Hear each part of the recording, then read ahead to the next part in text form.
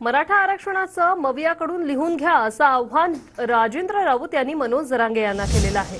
तर ओबीसीतून आरक्षण देणार असं फडणवीस, शिंदे, अजितदादांकडून लिहून आणा असं म्हणत मनोज जरांगेंनी राजेंद्र राऊतांना प्रति आव्हान देत हे आव्हान स्वीकारले।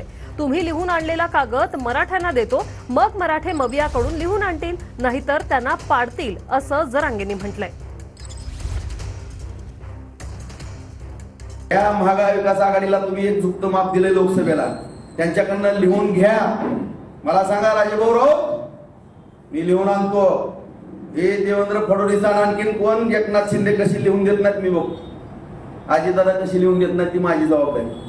आणि जर त्यांनी नाही लिहून दिलं, सगळे पत्रकार, मराठा समाज बांधव तुम्ही आहेत, राजकीय संन्यास राजाभाऊचा जाहीर चॅलेंज स्वीकारलं मी तुझं, चॅलेंज स्वीकारलं तुझं मी।